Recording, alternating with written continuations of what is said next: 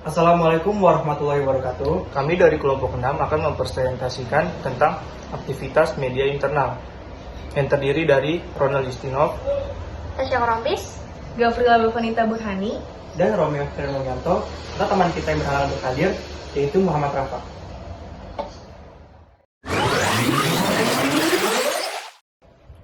Definisi media internal. Yang pertama ada definisi media internal secara umum. Media internal adalah sarana komunikasi untuk menyampaikan berbagai informasi kegiatan suatu lembaga, baik penerima maupun pengirim. Informasi media internal ialah orang dalam atau publik internal, terdiri atas pimpinan, anggota, pegawai, maupun unit kerja dalam perusahaan tersebut. Media internal biasanya ditujukan untuk khalayak internal lembaga, mulai pemilik saham, komisaris, direksi, manajer, hingga karyawan paling bawah. Definisi media internal menurut para ahli. Yang pertama adalah Rosadi Ruslan tahun 2008, mendefinisikan media internal sebagai media yang dipergunakan untuk kepentingan kalangan terbatas dan non-komersial, serta lazim digunakan dalam aktivitas public relation atau PR. Yang kedua adalah Frank Jeffkins tahun 2004. Media internal adalah suatu sarana penyampaian dan penerimaan informasi yang semata-mata bersifat internal atau khusus untuk para staf dan pegawai, dan bersifat eksternal atau yang juga diarahkan kepada pihak luar tertentu di kalangan perusahaan dan biasanya bersifat non-komersial.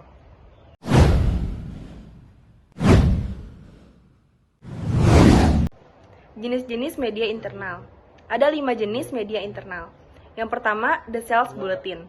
Buletin penjualan adalah media komunikasi reguler antara seorang sales manager dengan salesman di lapangan. Yang kedua, The Newsletter. Newsletter atau nawala adalah lembaran cetakan berupa pamflet atau surat kabar yang diterbitkan pada waktu-waktu tertentu yang berisi tentang perkembangan perusahaan. Nawala merupakan alat komunikasi yang digunakan seorang atau sekelompok humas dalam memberikan informasi mengenai perusahaan, baik menyangkut produk yang dihasilkan, orang yang terlibat, serta informasi lain yang dapat membantu publiknya dalam berhubungan dengan urusan bisnisnya. Pengiriman nawala dilakukan secara teratur, memungkinkan pihak yang terkait untuk mengetahui perkembangan informasi dan keadaan dalam perusahaan. The Magazine. Majalah atau in-house magazine berisikan tulisan berbentuk fitur, artikel, dan gambar foto diterbitkan setiap bulan atau triwulan. 4. The Tabloid Newspaper. Media internal terbentuk tabloid, mirip surat kabar populer atau umum, dan berisikan pokok-pokok berita yang sangat penting, artikel pendek, dan ilustrasi. 5. The Wall Newspaper. Bentuk media komunikasi staf atau karyawan di lokasi pabrik, perusahaan, atau pasar swalayan. Di Indonesia dikenal dengan majalah dinding, atau biasa disebut itu mading, atau papan pengumuman atau papan informasi. Bentuk media internal menurut Linggar Anggoro. Yang pertama, newsletter, koran atau tabloid. 3. Majalah dinding. 4. Majalah. 5. Cetakan khusus. Dan selanjutnya, fungsi media internal.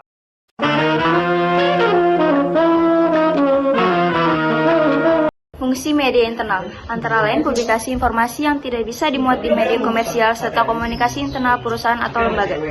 Media internal berfungsi menjangkau khalayak tertentu yang terkadang tidak dapat dijangkau oleh media massa komersial seperti radio, koran, televisi, sehingga organisasi mereka perlu untuk menciptakan dan memanfaatkan media sendiri untuk menjanjikan khalayaknya. Dan selanjutnya, merancang media internal. Selanjutnya, merancang media internal. 1. Target audience. Media internal dirancang untuk menyampaikan informasi, berita, atau pesan yang bisa diterima oleh kalangan internal lembaga. Karakteristik pembacanya relatif homogen karena berada di sebuah lembaga yang sama. Selain pegawai atau anggota, media internal juga bisa ditujukan kepada mitra usaha, investor, konsumen, pemerintah, masyarakat, dan tokoh berpengaruh dan opinion leader. 2. Kuantitas, oplah atau jumlah media yang dicetak. 3. Frekuensi, jadwal terbit, apakah setiap minggu, bulanan, 3 bulanan, atau bahkan per tahun. Jika banyak bahan berita yang harus disampaikan, frekuensi terbit media internal umumnya tiap bulan dan dibagikan saat gaji. 4. Kebijakan redaksi. Editorial policy menetapkan apa saja yang boleh dipublikasikan di media internal.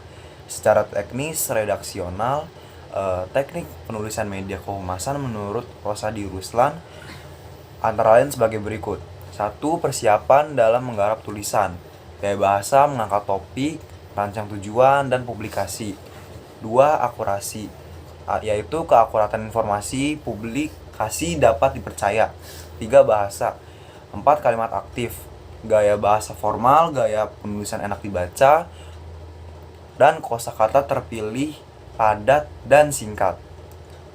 Selanjutnya yaitu eksklusivitas dan relevansi, yaitu produk publikasi mengandung hal penting dan memiliki misi hubungan tertentu bagi kepentingan perusahaan.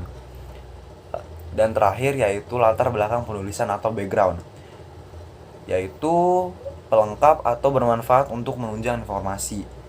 5. Tim redaksi. Tim redaksi adalah orang-orang yang bertugas mengelola media internal, mulai pemimpin redaksi atau biasanya manajer humas atau kepala bagian, hingga reporter dan fotografer. Karakteristik media internal. 1. Jangkauan serta pembaca humas internal harus dikenali karena akan mempengaruhi gaya dan kandungan isi jurnal. 2. Besar kecilnya kuantitas penerbitan akan mempengaruhi metode produksi dan kualitas materi maupun kandungan isinya. 3. Diterbitkan secara berkala dan teratur dan memiliki tanggal publikasi yang tetap.